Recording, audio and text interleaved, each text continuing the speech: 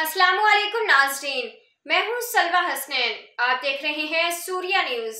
आइए नजर डालते हैं आज की अहम खबरों पर। रिपोर्ट जफर अली इमरानी उस्ता मोहम्मद जिला जाफराबाद के खाद मीर बख्शिल खान इमरानी ने सहाफ़ियों से मुलाकात में बातचीत करते हुए कहा है कि गुज़श्ता 3 माह से सिंध हुकूमत ने बलोचिस्तान की तरफ आने वाले ट्रांसपोर्ट हजरात के खिलाफ कार्रवाई की है, जिसकी वजह से जो खाद जिसमें DAP और यूरिया खाद की फरहमी मुअत्तल है।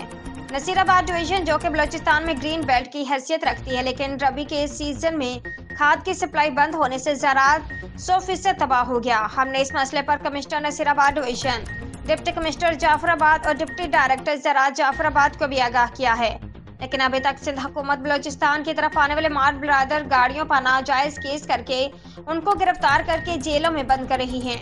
हम वज़ीर आला बलोचिस्तान और चीफ सेक्रेटरी बलोचिस्तान से खास कर गुजारिश करते हैं कि वो सिंध हुकूमत से फौरी बात करें, नहीं तो इस साल बलोचिस्तान में गंदम की काश्त नहीं हो सकेगी, जिससे हजारों अफराद मुतासिर होंगे।